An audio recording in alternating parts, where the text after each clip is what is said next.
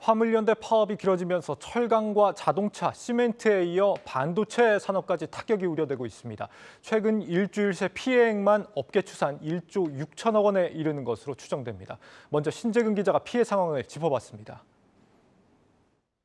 가장 피해가 큰 곳은 철강업종으로 지금까지 7천억 원 가까운 피해를 냈습니다.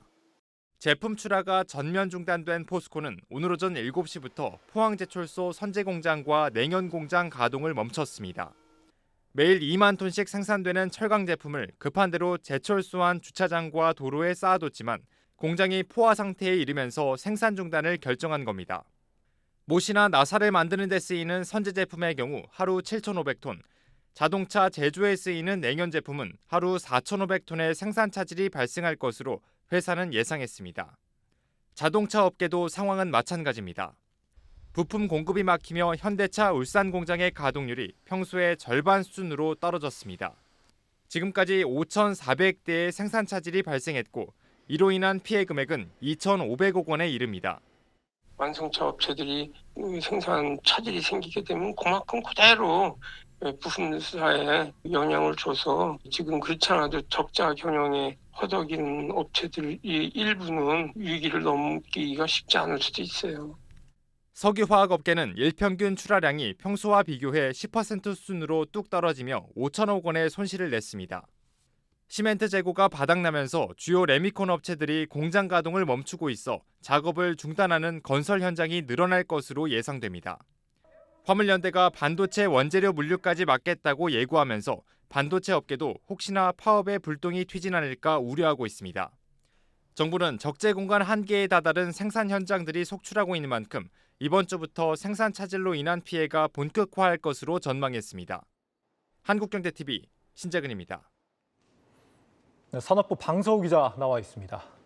방 기자, 이 시간이 갈수록 갈등이 봉합되는 게 아니라 오히려 더 확산하는 것 같아요. 문제의 발단이 된 게 우리가 그간 여러 번 이제 매스컴에서 언급하고 있는 안전운임제인데 안전운임제 논란이 정확히 뭔지부터 짧게 좀 정리하고 넘어갈까요? 네, 일단 이번 화물연대 총파업은 이제 말씀하신 것처럼 화물연대가 안전운임제의 유지를 요구하면서 시작됐습니다. 이 안전운임제라는 것은 이 화물 운전자에 대한 그 적정 임금을 보장하는 일종의 최저임금제인데요. 예. 일단 화물 운송 비용을 종합적으로 고려해서 좀 적정한 운임을 결정하고 또 이보다 낮은 운임을 지급하는 화주에게는 과태료를 부과하는 방식입니다. 이제 많은 분들 아시겠지만 이제 화물차가 굉장히 크고 좀 운전도 고됩니다. 예. 그래서 이제 화물 운전자들이 좀 과로로 인한 이런 사망 사고라든가 또 이제 배차 시간 맞추느라 부과받은 이런 과속 단속 피해 등을 호소하고 있는 상황이었고요. 이런 피해들을 막기 위해서 지난 2020년 도입된 제도가 바로 이 안전운임제인 겁니다.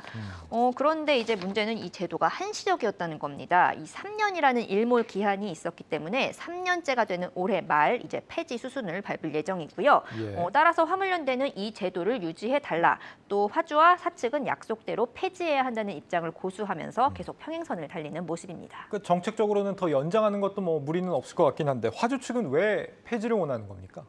일단 이 화주 측은 안전운임제 시행에 따른 효과보다는 급증한 운임으로 인한 그런 부담이 더 크다고 생각하는 것 같습니다. 예. 일단 화주들은 안전운임제 도입 이후 운임이 30% 이상 급등했다고 호소하고 있습니다. 이제 동시에 화물 운전자들의 사망 사고도 증가하면서 좀 생각보다는 실효성이 적다고 판단을 한 거죠. 예. 이에 대해 화물연대는 이제 안전운임제 시행 이후 이제 운전자들의 어떤 졸음운전이라든가 과적 또는 과속 경험이 감소했다. 면서 반박하고 있습니다. 실제 이 정부 용역 조사 결과를 봐도요. 제도가 시행된 2020년 이 사업용 특수 견인차의 교통사고 발생 건수와 좀 부상자 수, 과적 단속 건수가 모두 줄기도 했습니다. 지금 이 위에 지금 이제 증가했다, 이제 사망자 수가 증가했다 이런 거는 이제 화주 측의 주장이고 사망자 수는 뭐 소폭 늘었지만 뭐 다른 이제 과속 단속 건수나 뭐 이런 과적 단속 이런 것들이 좀 줄었다, 부상자도 줄었다 이런 것들을 이제 같은 보고서를 보고도 양측이 다른 주장을 하고 있는 거고요. 예. 이제 운임에 대해서도 지금 운임을 현실화하기 위해 이제 첫 해에만 지금 12.5%가 올랐을 뿐 지난해와 올해에는 1%대의 낮은 인상률을 유지하고 있다는 입장입니다. 네. 그렇군요. 한쪽은 그러니까 같은 보고서를 보고 사고가 늘었다라고 얘기를 하고 다른 한쪽은 또 사고가 줄었다고 얘기를 하고 이걸 놓고 요즘 누리꾼들 사이에서도 논쟁이 붙고 하던데요. 누구의 말이 맞는 겁니까? 일단 엄밀히 말하면 뭐 둘 다 맞는 겁니다. 일단 뭐 이제 뭐 사고 발생 건수라는 건 이제 보고서가 하나였기 때문에 어떤 항목을 좀 중요하게 보느냐 이런 거에 따라 갈린 것이고 예. 이제 특히 좀 이제 운임 같은 경우가 좀 해석의 차이가 큰 것 같습니다. 서로 이제 각자의 입장에 맞게 해석을 하고 있는 건데요. 예. 일단 화주 측은 이 유가 하락으로 운임이 하락했을 때와 비교해서 상승률이 가장 높았던 수치를 내세웠기 때문에 그렇게 30%가 올랐다 이런 결과가 나온 겁니다. 반대로 이제 화물연대 측도 그 이제 고시 기준으로는 16.5%, 2년 한 3년간 16.5%가 오른 건 맞거든요. 하지만 네. 여기에 뭐 여러 가지 비용이라든가 뭐 위험물 이런 부담 이런 것들이 총체적으로 고려가 돼야 되고 또 이제 유가 상승분을 반영하지 않은 고시 기준 수치로 반영하고 있기 때문에 그런 수치의 차이가 생기는 겁니다. 결국 이런 고유가로 인한 부담을 누가 지느냐에 따라 해석이 갈린 건데 바로 이 점 때문에 좀 정부와 정치권이 좀 이런 안전운임제 연장 논의나 또 이제 뭐 실효성에 대한 판단을 조금 더 빨리 했다면 상황이 달라졌을 수도 있다는 지적이 나오는 겁니다. 네, 요즘 뭐 유가가 살인적인 상황이다 보니까 이 논쟁이 매우 중요한 쟁점이 될 수밖에 없겠습니다. 확실히 정부가 좀 결정을 좀 더 빨리 내렸다면 파업까지는 안 갔을 것 같긴 하네요.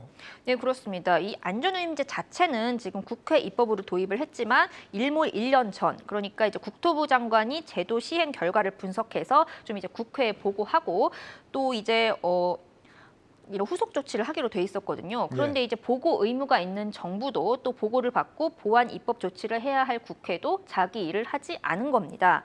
사실 이 안전운임제 도입 취지 중에 하나가 그 이제 아까 저희가 이야기했던 유가 문제가 굉장히 많이 걸려 있습니다. 유가가 오를 때마다 이 화물차주가 비용을 떠안아야 하는 이 기형적인 구조를 좀 해소하기 위해서 도입된 겁니다.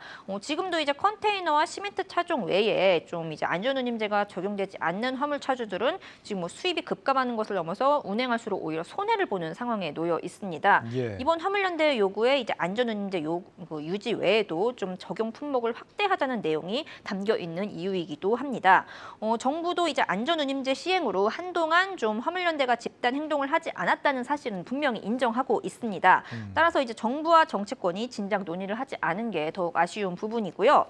현재 입법을 통해서 이제 문제를 해결할 수 있는 국회 공백 상태가 장기화되고 있는 만큼 좀 전문가들은 정부라도 나서서 적극적으로 중재 노력을 해야 한다고 입을 모읍니다. 지금 갈등을 빚고 있는 게 지금 이제 화물연대와 화주잖아요. 예. 그런데 정작 지금 이 4차례의 협상이 진행되는 동안 협상 테이블에 앉은 건 정작 정부와 화물연대거든요. 화주는 없군요. 예, 그마저도 지금 이 4차례 협상을 진행했지만 이제 모두 결렬이 됐고 따라서 이 파업이 무기한 이어질 것이라는 우려가 나오고 있고 산업 현장의 피해는 지금도 속출하고 있습니다. 따라서 정부가 하루라도 빨리 좀 이제 당사자인 화주도 협상 테이블에 앉히고 화물연대와 화주 양측 모두의 합의를 먼저 이끌어낸 다음 좀 이런 법안 개정 등의 수속 논의를 진행해야 한다는 지적이 나옵니다. 네, 결국에 이제 비싸진 기름값 누가 감당하느냐의 싸움인 셈인데 정부가 제대로 좀 교통 정리를 하든지 아니면 고유가 대책이라도 좀 내놓든지 해야 이 무능하다는 비판 안 들을 것 같습니다. 산업부 방서우 기자였습니다.